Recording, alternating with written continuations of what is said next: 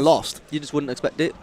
It's absolutely crazy. But the next map we're going to go ahead and see is going to be some Search and Destroy on Meltdown. Now, for me, Meltdown just... I'm personally not a big fan. I'm just looking over the main stage. Millennium just lost to Tech 3-1. Tech just beat Millennium. Call it. You did say that, actually. I'm impressed. Wow, so Tech doing things on that main stage. And I think, does that mean you have to leave after just one map? Playing one map, going to cast one more map, and then it's going to be cast. Your casting career can't end that Ainsley soon. might be jumping on the mic. Good old Ainsley. We've got Rich sat to my right. TCM Rich, he's looking at me as if to say he's eager to cast. We've had a queue of people that want to cast this event. It's been good. It's nice because I think it's something different for the viewers as well. Not hearing the same 4 or 5 people going over and over and over again. It can get very repetitive, especially over a 3-day event as well. Oh yeah. And it's important to say we're very grateful as casters for you guys hopping in because it helps us preserve our voices as well. So, and also the insight to the game. It really is amazing. Like just that one game there, I learned a lot as a caster. So now I can refer to different things. Different scenarios, situations. Very, very good. But I mean, S&E Meltdown. As I was going to say, for me, I can't play this map. Anytime I'm a warrior, I like to think, even though you'll probably say I'm probably not, but still, like for me, I don't like it. It's about like S&D is such a weird thing on this game. As like at our series, we got beat literally. I think it was 6-0 4 times. Yeah. And then we've come to EGL, and I think we've dropped to 1 S&D. Like it's just. It's weird, like, and we lost this map. We lost this map 3 times, 6 minute ICs, and then we've won. We beat Epsilon and Curse, but on this map, it's pretty weird to be honest with you. Like, it's all about the strats on this. Like, we didn't know strats before ICs, and then but the day before we come to EGL, like, we went through everything and we sorted out. It's all about lacking it out, and like. It's all about just the patience, as it always on this. Like as you say on defence, like we was talking about, a minute and 30. Like it's so hard to get through. Like we were literally talking about time this ticks over away the so game. quick. It does. Like it is just such a. I think it's good. Like you pointed out, it's good because it means no one can camp. You have to be aggressive. You have to know what you're doing straight off the bat, and it is good. But it means if you're on attack, for example, and all your teammates die, and you have 60 seconds left, bombs down. You don't really have that time to try and adapt. It really is a very high pressure situation, and we rarely actually see any 1 versus 4s. When the time is ticking down, it's just so hard to do. I think that's mainly because by the time that 3 players have been picked off, it's like at least 30 seconds, a minute into the round, which leaves like 30 seconds, and it's just not enough time. If the team's smart enough, they'll just run away, like because they know it's not going to either plant the bomb or just plant the bomb.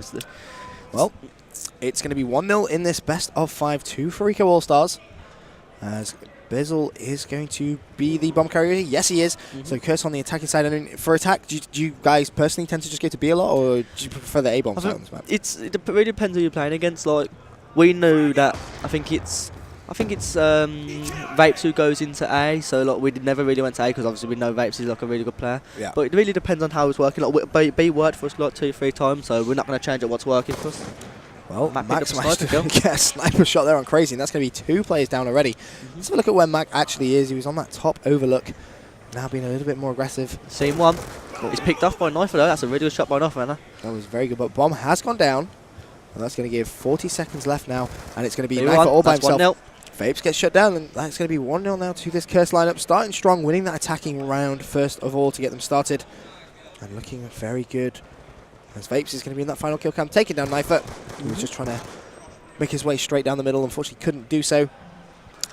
And now a bit of pressure on the All-Stars. Losing a defensive round, first of all, is a little bit tough. I mean, you always, people have historically said in COD that you should always win those defensive sides. However, this game seems to be a little bit different. It's changed quite drastically. So now, obviously, with Curse on defense, a bit of applied pressure now, as it looks like are they going to A? Wow, 4-man first round A.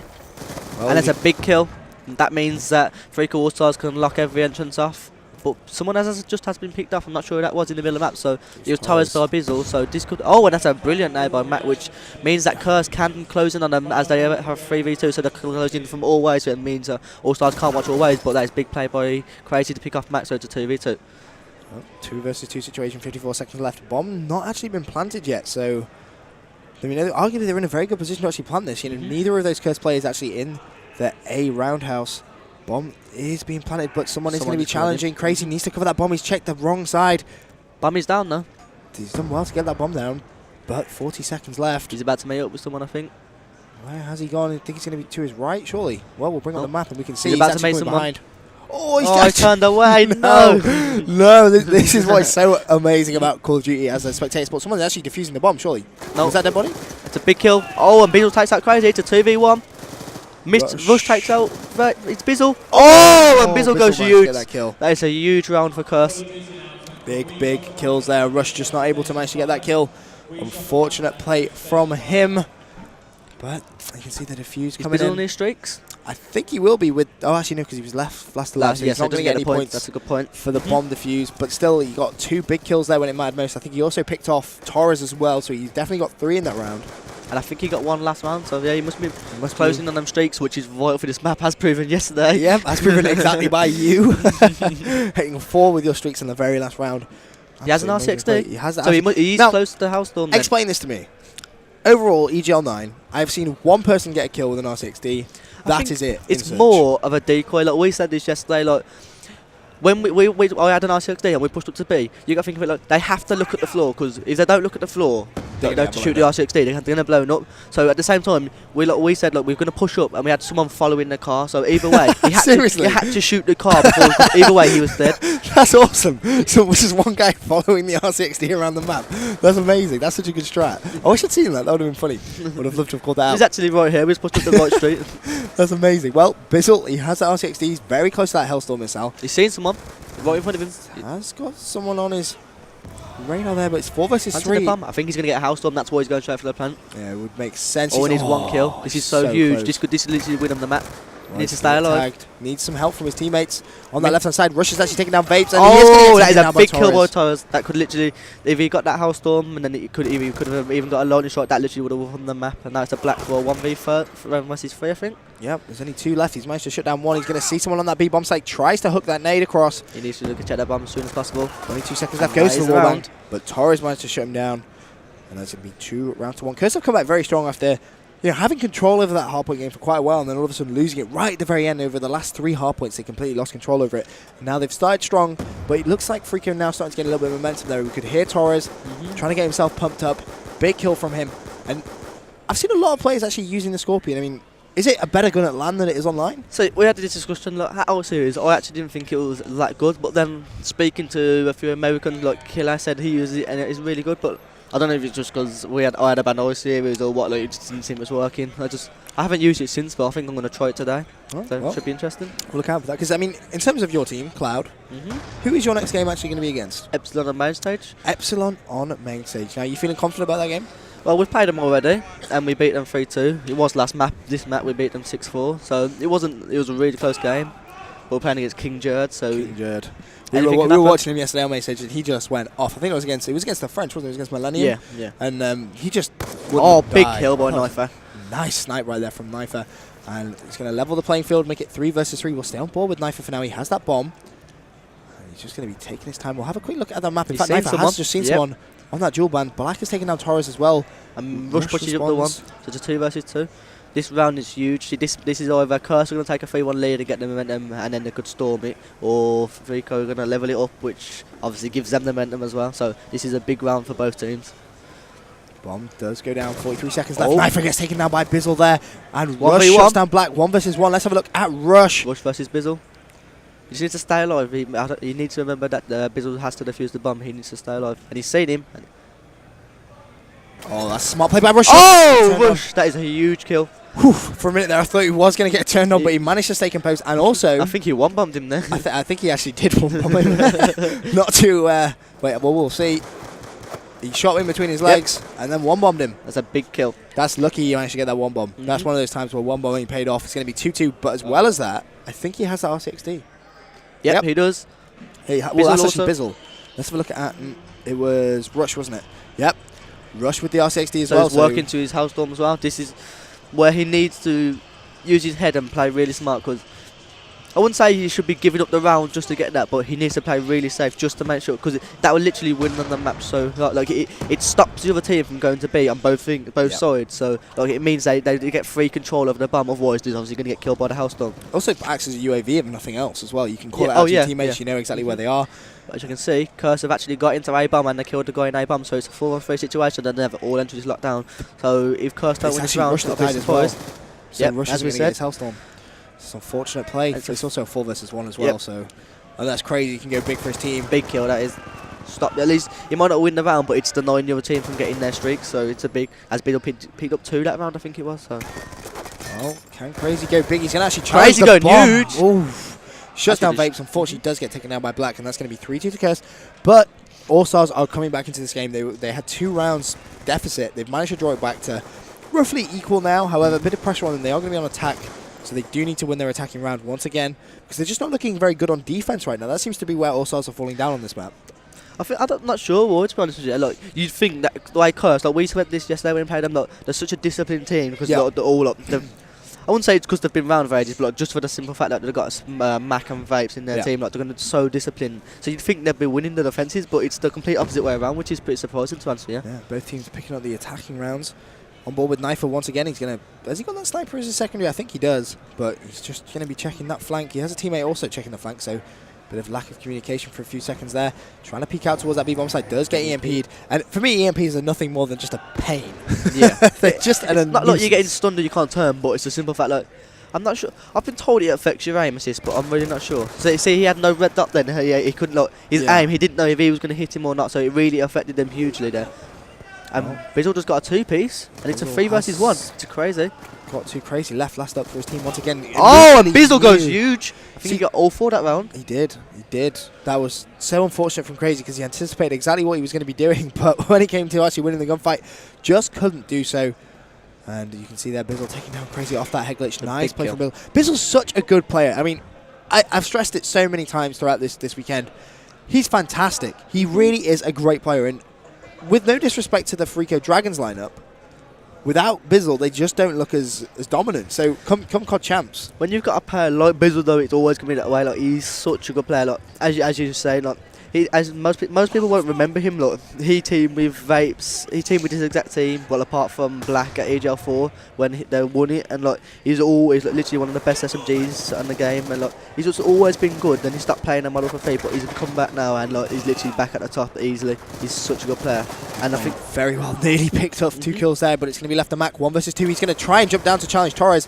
Very ambitious play from him, and you know what? You may actually pick off this kill if he's sneaky, and he has been sneaky, but no, only hit markers. Both of them are going to challenge. Torres turns on Mac. 4-3 now in rounds on this search and destroy. But I think Bizzle has an RCXD. I think we still have one of the All-Star player with a RCXD, I think. Rush. Yeah, Rush. Is it Rush? Yeah, Rush still has that RCXD. I wonder where we'll see them come into use. Well, would you prefer to use it on the attack or the defense? What's your... Just thinking about that. Like, on the defense, maybe if Curse used it and went into A-bomb with defense, like to stop them from rushing into A, just at least like as a decoy, just to see if they are rushing in. But at the same time, it could be used for anything, like for the attack round. Like we might see it come out soon. I'm not sure. Well, Torres, he's also very close to his R60. He's about 1 or 2 kills away now, as his teammate gets taken down right in front of him. That was Mac taking down Rush. Torres trying to be very sneaky over here on this yellow side. Trying to find out where he is. And that's a great play from Torres. Comes behind. He's going to see the second one. Is he going to challenge from the right side? He is. Big He gets the kill on Vapes. He now picks up his RCXD and he's walking towards his house storm again. As we've said a few times now, this could be crucial if they make this. And Crazy picks up here, so it's a 3v1, and this could level the series. I'm surprised Torres didn't try and take down that trophy system. Obviously, you get 20 points for shooting the trophy system. It's definitely worth it, especially after gun engagement. But it's 2 versus 1 for now. Let's get on board with Black. A lot of pressure, 30 seconds left. I think they're just trying to slow. He knows that he has to go. Like he has to challenge them. He's just waiting for his health to regen. He's going to go try to challenge them. Well, he knows exactly where both these players are. Gets tags on both of them. Just couldn't get the kill, and that's going to be 4 rounds apiece. And All-Stars back on level terms now. There's Knifer just at the very intelligent thing. Knifer, one of probably the most underrated players on this All-Star lineup. I mean, he's been around since the beginning of Fariko. I was speaking to him in that was like the best team on the game. Don't you remember that? With Daredevil. He has literally been around since the very beginning. And you know what? I'm so happy he's found form once again, and he's in a solid lineup such as these All-Stars, because they are playing so good right now. And this is where it's going to be crucial. If All-Stars can win their defensive round, they are going to take the lead for the first time in this series. And Bizzle still has R6D. What do you reckon is going to happen here? It's 4-4. Well, Rush has brought his R16, so we jump on board with Rush, see how he's using it. Let's have a look at Mr. Rush. Where is he? There he is. Zoom. There's actually 2 RCXDs. Wow, Torres is taking down Bizzle. I don't think they've realised there's 2 out. That's he knows there's one up play. top of that building as well. That is a really good player, as you said. Oh, and no. he's about to come in. Oh, No, that speed boost was a bit too much. That was so unfortunate.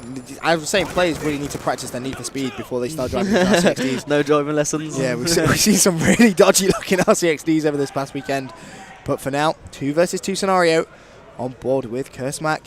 Making his way towards this right-hand side. 38 seconds left. They need to try and get this bomb down. And this is what we were talking about earlier on. Time is of the essence. There is a lot of pressure to try and get this bomb down now with only 30 seconds left. Yeah, as you said, like, all it takes is for one of Fariko to pick off Curse, and it's a 1v2, and he has to plant the bomb. And like, you know, they're not going to check there's no reason for them to run out. So it's he has to make the bomb, like plant the bomb, and then if Curse want to check the bomb, they can. And that's big play by Rush, making it 5-4, going huge with the 2-piece. Days, Rush is just such a phenomenal player. We're going to get to see that 2-piece now in our final kill cam. You can just see, managed to pick off Black and immediately saw the second, jumps over Mac's bullets and picks him off. And this is going to give Allstars the lead now in this search and destroy. However, they are now going to flip it over and go over to the attacking side. But have we got any score streaks left? Bizzle still has his R60. Bizzle has his, but let's have a look at the Allstars. One thing which has surprised me, Rush was actually using the PDW. I actually don't think I've seen that once on this Atlantic so far. It's all everybody is using MSMC, and Rush has been playing so well. Like, so Rush really maybe we'll have to try a very good event, and he's already managed to get that concussion over towards this bomb site. Going for the pre-fire, jumps around the corner, taken down by Black, but Knifer responds. That's going to be 3 versus 2. Let's get on ball. Big. Crazy. They're both in middle map as well. Oh, Mac and that nade again. Same again. That's the second time he's managed to hit that nade. Mac picks up towers as well to 1v2. This is huge by Mac. This could win them the map. I think he might be close to streaks as well. That's one big point about them 2 kills as he's killing the bomb carrier. And I think you get extra points for killing the bomb carrier. So pressure on Crazy. He's got one just around to his left-hand side. Oh my days, how they haven't seen each other. I'm not entirely sure. Got 40 seconds. So yeah, as you said, look, see, the Curs aren't challenging as they know. Look, if he plants the bomb, they have the 2v1 advantage. So realistically, they should be picking him off. So they're just waiting for him to make the moves. The problem is Crazy just doesn't have enough time to rotate the B bomb site. You know, if he had an extra 30 seconds, he could try and think about that rotation. But the bomb has gone down, and we're going to see an engagement surely to his left. He has a play to his right. He tried to jump out. Oh! Shot in the back. That's going to be Mac. Now, Mac actually picking off 3. Let's have a quick look at Mac. Will he get the point? Yeah, he will get the point. So he's going to get the R60. He's going to get the point. So he should get the R60, which means going to mean there's 2 cursed players with R60s left. Can we check the scoreboard? We'll have a quick look at the score. Oh, just as we say that. Just as a round. Yeah, damn it. Well, it's 5-5. Such a close game. This map always seems to go to 5-5. I swear to God. I've literally saw it like 3 times now. It's just so close. Max showing you a very cheeky little spot there, jumping over, trying to find exactly the site of Crazy. Managed to pick him off as well, so good use of that. But 5-5 will bring up the scoreboard first of all, and it's going to be Curse on defense. Look at Bizzle, 10-7. Mac 11-8. Wow. Mac's really good at this map. He dropped like 13 kills against us yesterday as well. I think he knows what he's doing on this map. Fariko on the attack. Looks like they're going for an A rush. It didn't work for them. Crazy's about to meet someone. I think he might be above him. I think he's going to be above him. Yep. That means he's actually going to get 3 behind him, though. That is really bad by Curse. You wouldn't expect that. Having said that, there is a Curse player that's going to rotate all behind 3 of them. Oh, big kill. Yep. I think Crazy now, all Stars have to wait for is Crazy to make a play, and he's just run past someone. This is so Crazy just at that bomb site. Let's have a look at someone near the bomb site's Rush. And as you can see, Rush has got 3 to his right. But Crazy, you know what, let's get back on board with Crazy. This could be big plays from him. Rush and Knife are just waiting for Crazy to make a play. Like, he has to find someone, and he's found someone. It's a 3v3. Well, and the attention, as you see, the attention went to Crazy, and as he killed someone, that means the other 2 in A can actually push out and get some more control. But they actually are rotating back to A. They only have 30 seconds left, though, and you know, they need to pick up bomb, and you can see Curse, they've headed over towards this B bomb site now, anticipating that, and the bomb is going to go down at A. Who is that player mid-map? Because he is about to have a gunfight. Rush. That's Rush. He's going to his right. He's going to see someone. Surely. Big kill to 3v1. He's behind him. Going to see the red dot. Turns. Oh! Wow. Huge. Amazing play from Rush right there. Getting the 2. That's the second time we've seen a 2-piece in the kill cam. But look at that. Taking Bizzle, of all players on that Curse lineup, to shut down Bizzle off a head glitch. He's looked so strong. Phenomenal play right there from Rush. And that's going to give them a 2-0 lead now. And are we going to be saying goodbye to Curse? What do you reckon? I think they will take the CTF, but then it comes down to another hard point. But I think it might actually go down to the last map. You reckon it's going to be the last map? Last map will be... It's going to be Express. Express. Ooh. Yep, I think it'll go down to last map. That's my thoughts. Well, next map.